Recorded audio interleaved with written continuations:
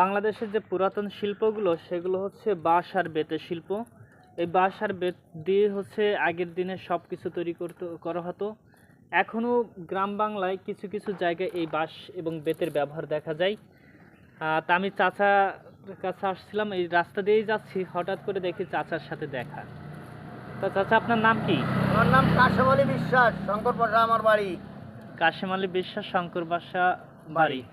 চাচা, রাজশাহী থানা। কতদিন ধরে এই কাজটা করছেন আপনি? আমি অনেক দিন ধরে, আমি ধরেন 4 মাস ধরে এখানে পোলো বান্ধা শুরু করছি। 4 মাস বানবো। 4 মাস বাঁধবেন? হ্যাঁ। এমনি কতদিন আগে থেকে আপনি আমি ছোটবেলা থেকেই কাজ করতাম। অর্থাৎ চাচার বয়স আনুমানিক হচ্ছে 50 প্লাস। 50 প্লাস। সেই ছোটকাল থেকেই চাচা এই বাঁশ এবং বেতের শিল্পের সাথে জড়িত।